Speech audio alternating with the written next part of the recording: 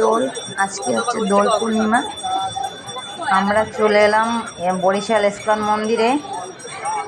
বাবুকে নিয়ে আসতে পারিনি, কারণ আমি অসুস্থতার জন্য ওকে নিয়ে আসলে আমার অনেক কষ্ট হবে, সেজন্য ওকে আনতে পারিনি।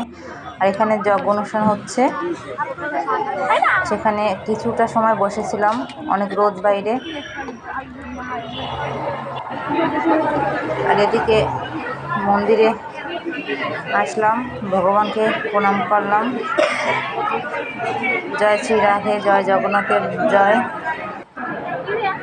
অনেক লোক ছিল এখানে। আর রাধাকৃষ্ণকে দোল দিচ্ছে সবাই, আমরা একটু দোল দিলাম। রাধাকৃষ্ণের পায়ে সবাই আবির মাখছে, আর একে অন্য আবির দিচ্ছে, আমরা আবিরগুলো দিলাম। আর এই হচ্ছে মন্দিরের বাহিরের দিকটাও অনেক সুন্দর, ভালোই লাগে। অনেক লোকজন ছিল এখানে।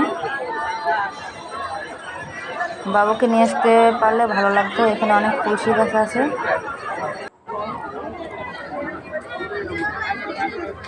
সত্যি দিনটা খুব ভালো ছিল আমার কাছে, সব কিছু মিলিয়ে।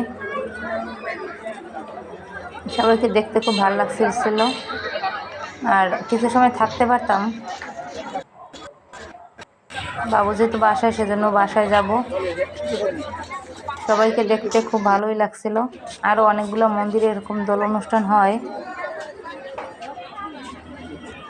আর ইস্কন মন্দিরে প্রচুর লোক ছিল, সব কিছু মিলে সত্যি অসাধারণ।